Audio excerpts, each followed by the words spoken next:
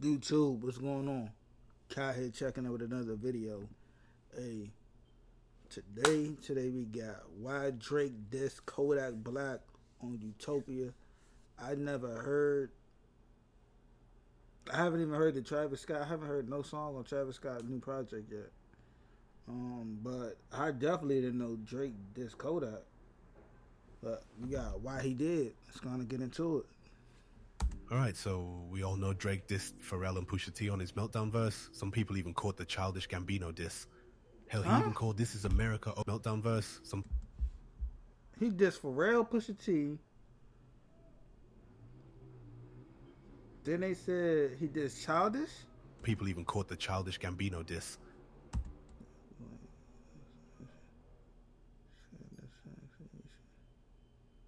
Hell, he even called This Is America overrated and over-rewarded, and some people are saying this line is a diss to Gunna.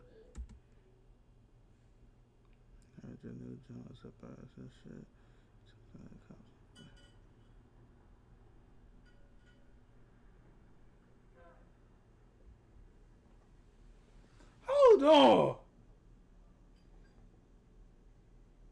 Drake stepping like that? I don't know what y'all think, but no one is talking about this last diss. Let's get into it. Alright, let's review what we already know. A lot of hip-hop fans think the Drake and Pusha beef started around 2018. A lot of fans also didn't know Drake and Pharrell had any kind of problems, but the beef actually goes all the way back to 2002. Back then, Pusha and his brother No Malice was 2002. 2002. Bro, Drake wasn't in nowhere 2002.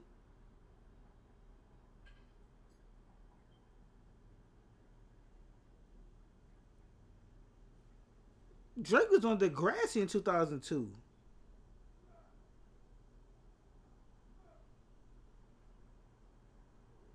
Or like around that, I'll say like from like, it wasn't in 2000, like, it might have been 2002.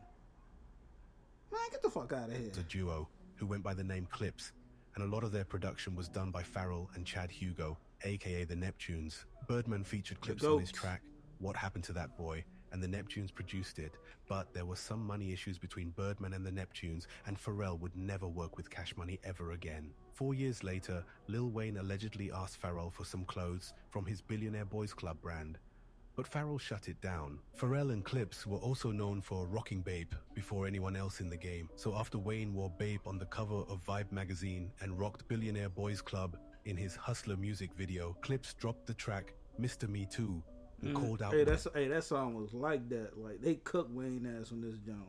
Wayne for copying their style. Wayne clapped back in an interview with Complex and said this about Pharrell: "That nigga wore Bapes and y'all thought he was weird.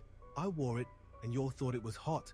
In 2011, Drake dropped the track Dreams Money Can Buy and took shots at Pusha with the lines, and I feel like lately it went from top 5 to remaining 5. My favorite rappers either lost it or they ain't alive. Pusha responded by using the same beat on his track Don't F With Me and said rappers on their sophomores acting like they boss lords. This was right after Drake dropped his sophomore album Thank Me Later. Then Pusha sent more shots on the track Exodus 23, where he said, "Contract all f***ed up." He cooked Drake ass from this joint too. I guess that means you all f***ed up. You signed to one nick, that signed to another nick, that signed to 3 nick. Now that's bad luck. Drake was signed to Lil Wayne's Young Money label, under Birdman's Cash Money label, which is under Universal Records. After the track dropped, Wayne tweeted, "Pusha T and anybody that love him."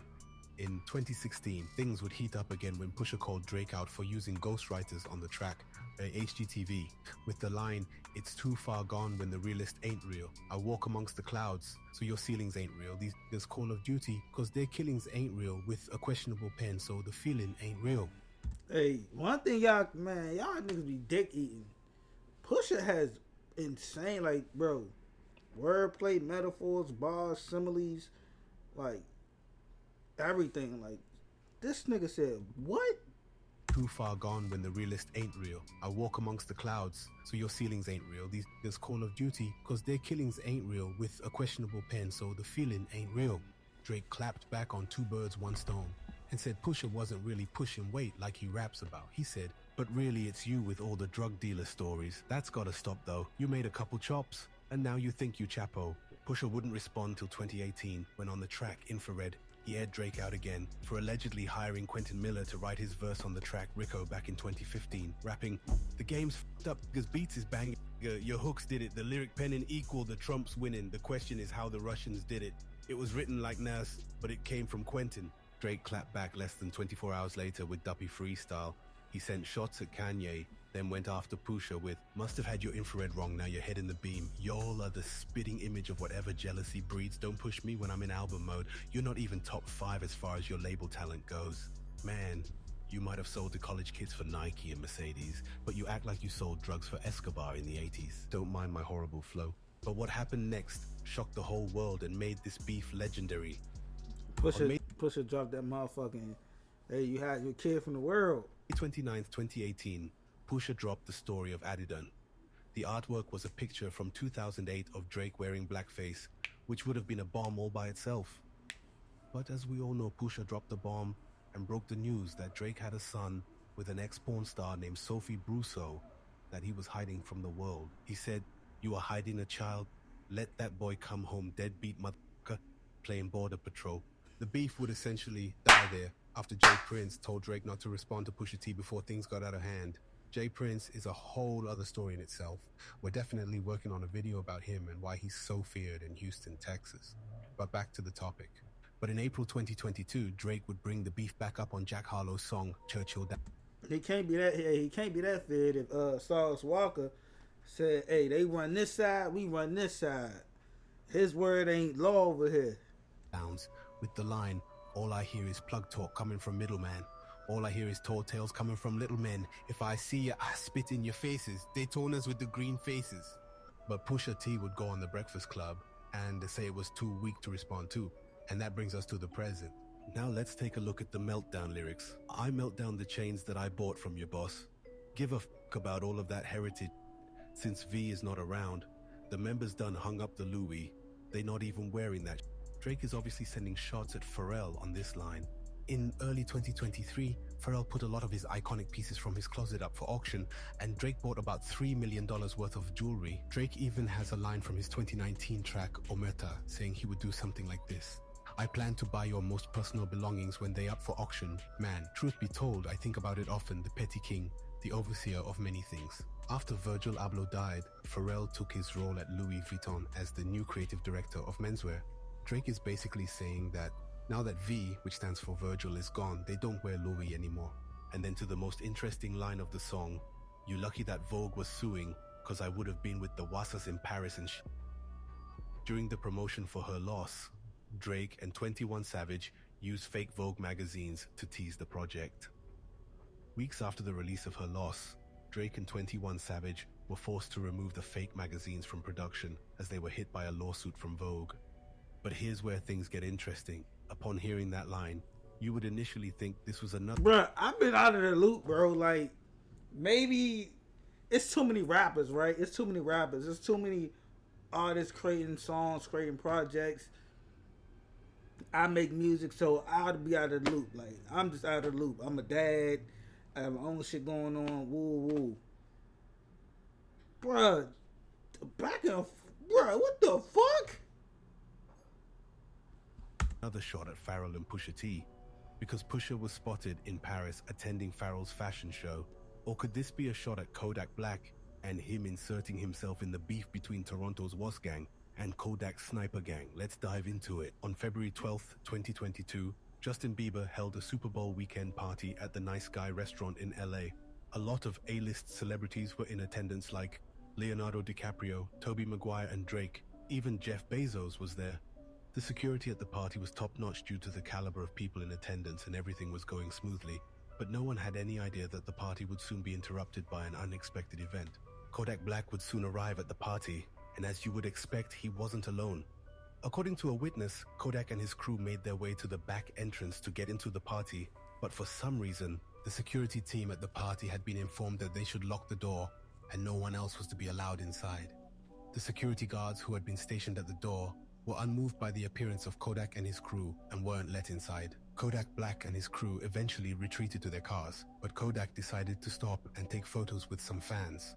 But while Kodak Black was busy taking photos with Gunna, something else was going on. KTB Rico laid eyes on Presser and slammed him up against a red Ferrari. After that, all hell broke loose. At this point, Presser was pinned to the ground when a masked shooter fired several shots, causing the crowd to disperse. Kodak and KTB Rico were both shot in the leg. One person was shot in the chest, leaving them in critical condition, and a bystander was also hit in the ankle by a stray. Word on the street is that the masked shooter was Presser's big brother Bundog, a known stepper in Canada who just got out of prison after doing 10 years. And let me tell you, he doesn't go anywhere without a face mask. Look at the footage of Presser and YK Osiris playing basketball. You can see the same masked man in the background multiple times. Here we can see Presser beside what looks like his bro Bundog, and you can even see that other guy that was next to him in the fight behind him. You can also see him here in the same ski mask the shooter wore, and once again you can also... Hey, this right here is called moving tack. I'ma keep this bitch on. I don't give a fuck where we at. I'ma keep this bitch on until we in our own space. And when we in our own house, this right here is moving tack. Also see that other guy that was right next to the shooter. And if you're still denying it, we can see the same off-white hoodie the shooter was wearing on Presser during an interview a couple of days before the shooting. However, I'm not confirming or denying anything, just looking at the facts.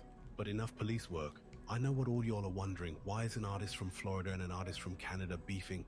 I mean, these guys are on two completely different sides of the continent. Well, I have two theories. Here's the first one. Jackboy and Presser made a song called Blueberry Zap around the same time Kodak and him started beefing. I remember that. A lot. Hey, that Blueberry Zap with Jackboy. Hey, that Presser album was like that. That Blueberry Zap was like that, and I fuck with the joint he got with Taliban Glizzy. That's my shit. A lot of people say it was a diss track toward Kodak, but I couldn't find anything in the lyrics that would suggest it. But if you didn't know, Jackboy has had issues with Kodak since early 2021. Long story short, Jackboy would have a meeting with Empire Records, the label behind Sniper Gang. They revealed to Jackboy that Kodak was allegedly charging him $30,000 every time he did a verse on one of his songs. They also revealed that Jackboy was supposed to get a $500,000 advance, but Kodak kept it for himself. However, this information is unverified. Nonetheless, Jackboy was unhappy with his label situation. Given that fact, Sniper Gang probably didn't like the fact that Presser was working with Jackboy. Here's the second theory, and probably the most probable theory. What type whole shit do you niggas be on, bro? Like, what, for real, what type whole shit you niggas be on? Like, that's the thing, like, bruh.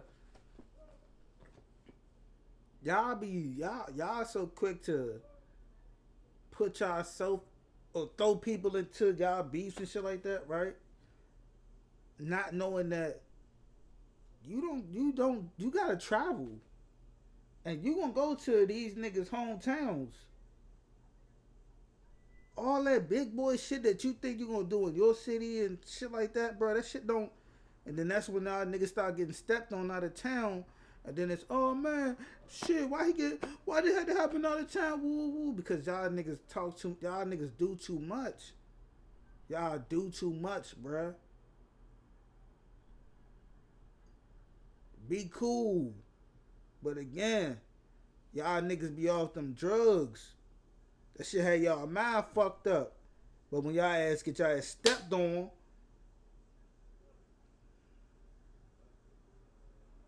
like, fuck, stay in y'all place, bro. Like, y'all gonna throw Presser in some shit that got nothing to do with him. It's his song. He fuck with Jackboy. You go, like, nigga gotta stop this picking alliance, picking allegiance. Like, oh you gotta be with him. Nah, that's my homie. Like, we just do music together. Like, you niggas is weird, bro. Back in 2018, Kodak Black signed Brooklyn rapper 22G's, who is a member of the Blicky Gang. Blicky Gang is not so fond of the GS9, and the two have been having an ongoing deadly beef for a minute now. GS9 Gang is locked in with the Wassa Gang out of Canada, or at least Presser. Presser has a song with Rowdy Rebel, a GS9 member called Dead Body from 2021, and was even reposted by another GS9 artist, Fetty Luciano, with a caption that co-signed the Was Gang just a week after Kodak Black was shot. So it wouldn't be far-fetched to assume that Kodak and Sniper Gang aren't cool with GS9 and the Was Gang, since Kodak's artist 22Gs isn't cool with any of them either. So given... Bruh, don't let me blow up, bruh. You play with me, any rap nigga or anybody play with me any type, way, shape, or form, bro. Cause y'all niggas do too much dick eating. Like, it's real life dick eating going on. Like, niggas fuck with him, but now y'all trying to align and say, oh man, y'all fuck with him, so y'all we can't do business, bro. Like, I'm not a nigga, not even from your city to know what the fuck going on, bro. I don't give a fuck about none of you niggas. None of you niggas is really my homies. But the way y'all be sticking y'all chest out, like, oh, we super gangster, like y'all think like y'all the only gangsters. That makes zero sense to me, because again, y'all have to come, y'all gotta do tours and shows and shit. What do y'all think that's gonna happen when you go to New York and y'all fucking with people from New York? Or y'all gotta go to Canada, but y'all fucking with people from Canada. Or go to anywhere in the world. What you think gonna happen? Even in a place like the UK, what do you think? You think you gonna be having beef with niggas from the UK and you think you gonna show up there and drop your nuts? Yeah, okay. Shit don't make sense to me, bro. What the fuck? The facts, the brawl outside Justin Bieber's after party started because KTB Rico spotted Presser and allegedly wanted to snatch his chain. And that's when the brawl ensued. After the shooting, Sniper Gang and Was Gang would go back and forth sending disses at each other. Just 4 days after the shooting, Kodak would go live with KTB Rico, and Wassa rapper YG would comment, "Do 3 jumping jacks," to make fun of the fact that both of them were shot in the leg. YG. Next, Kodak would go on IG and show his injuries and play it off as scratches. Quarterbacks get sacked too, you hear me? But at the end of the day, they ain't hiding this shit. This what it is. Screenshot it, be happy about it, whatever. Hooray. Celebrate this motherfucker, you hear me? About time. With this motherfucker, man. About time, you hear me? Say Bro, no that was more. why he wanted you to sit down and spit, bro. I ain't On gonna some shit like that on some shit, shit, okay, bro. He but said he whatever, was you hear me? Screen record this shit, or whatever. What? And the same day, Presser would post his own lyrics to sneak diss Kodak, which say, "Cause I ain't fighting unless I'm in the can." Presser would then go on IG and taunt Sniper Gang. Yo, Presser. How you rocking? What you saying, Crody? Rowdy. You feel like you're rowdy? He catches shots like he done it. Tell out. He got his shots like he done Tello. No cap. Things would go silent until rapper YG claimed Kodak blocked him on Instagram. And then fast forward to August 2022, KTB Rico would go on IG and say "F everybody in Toronto except Drake." Fuck niggas from Toronto. Everybody from Toronto except Drake, nigga. Fuck niggas from Toronto, nigga. Fuck Toronto, nigga. Give a fuck about Toronto, man. You know what the fuck going on, nigga. You see where we at, nigga. We in the U.S. See what we did to them boy. We caught them boy down back. Beat the shit out of nigga. Had nigga running. That's on my Z. He would then go on to preview a diss track on Presser the next day. I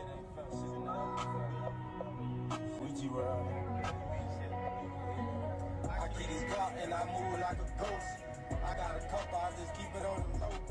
And I'm a young nigga shooting like a pro. Speak on yeah, you gon' go and that's on bro. Really have the pressure running like a hoe. Shooting with your eye closed, you can't Rico and YG would then go back and forth in the DM. Days later, YG would post a video of Kodak giving KTB Rico money to his story and caption it, "We only reward hitters, not victims." Months later, Paris Fashion Week rolled around and Kodak was booked to walk and perform at the Namias fashion show in Paris. Little did he know he would be performing for his ops, as Presser and YG had front row seats at the show.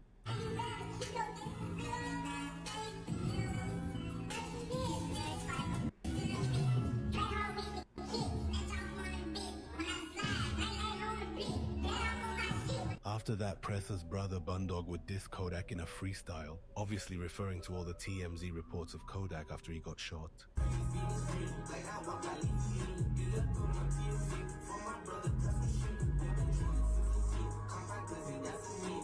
The same day, Kodak would finally directly respond on IG, basically saying they're celebrating a leg shot as if it was a body.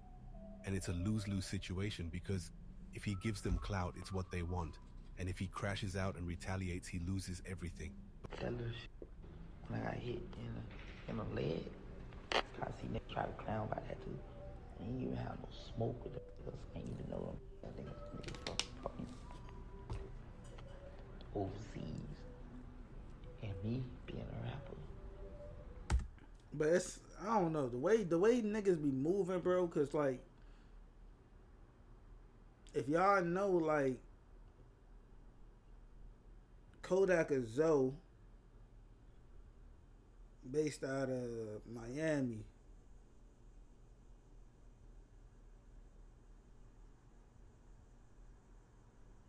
Like, now, I don't know, bro. The way y'all do shit, bro, y'all gonna make it fucked up for every artist on both sides. Like, Drake, but Drake playing a fucked up ass game because, you know, he riding with his team, riding with Canada.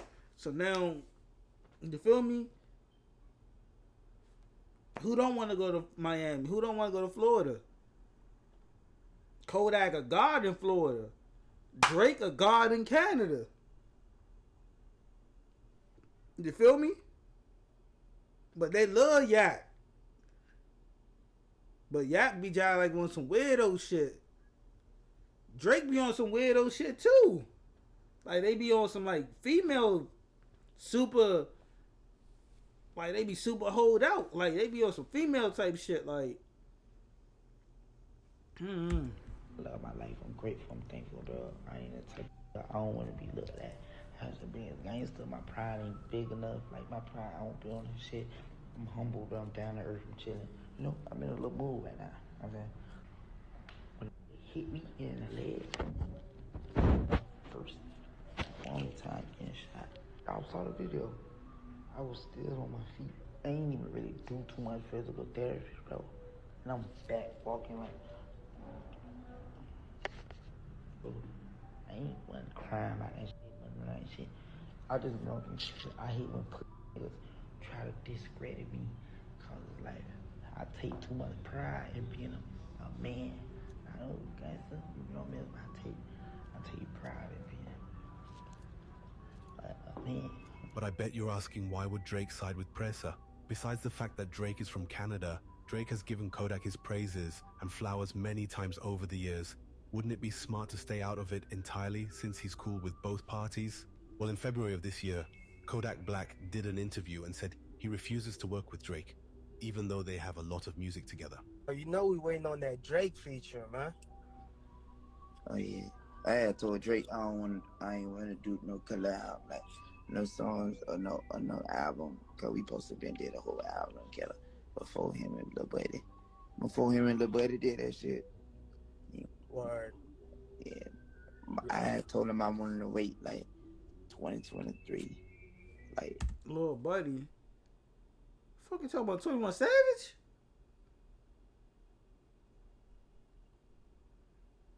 He talking about 21 Savage or he talking about Pressa? Who the fuck is Lil Buddy?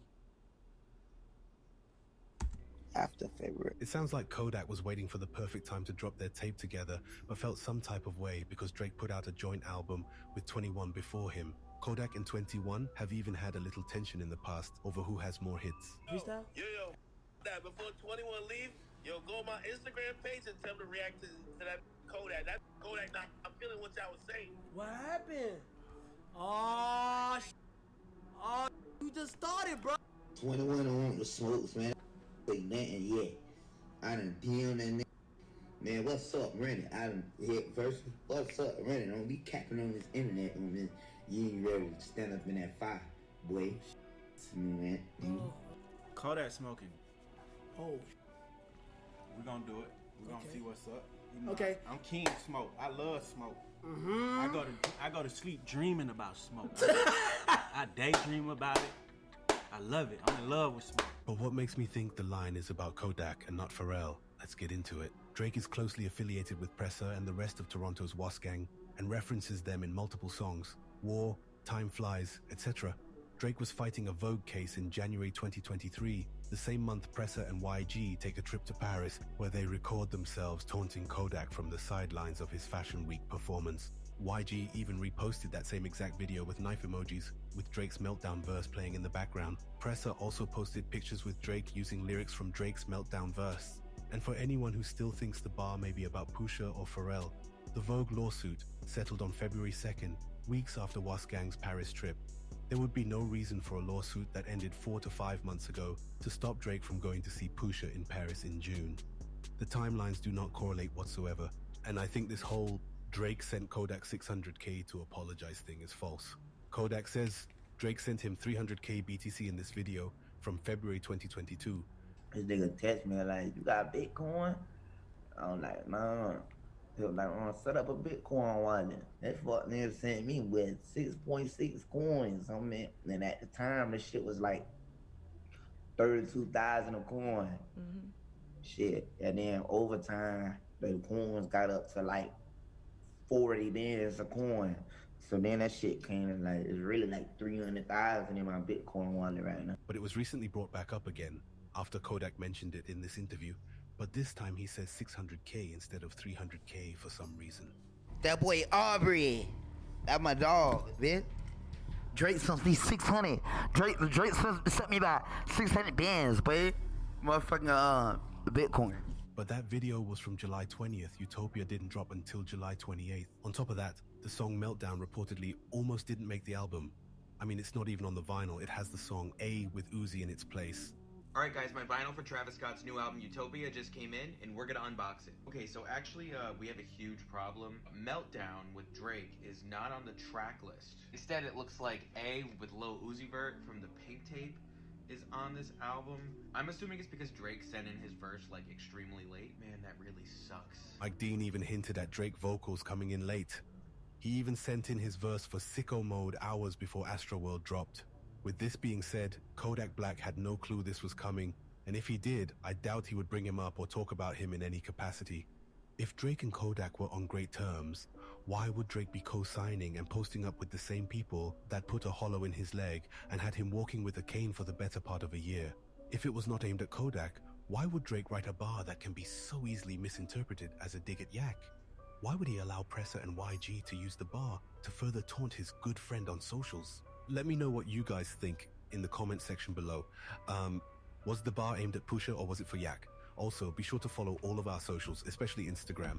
Our main page, which had over 200k followers, is currently disabled, but it will definitely be back. We post hip-hop news and updates, and also stuff you wouldn't find on any other rap page. With that being said, thank you for watching the video. Leave a like and subscribe if you find it in your heart to do so. It helps push the video and the algorithm, I think. I'm going to try to upload an investigative hip-hop video every week, so stay tuned for you those. chatting right now, bro. Yeah, 19. See y'all niggas in the next video.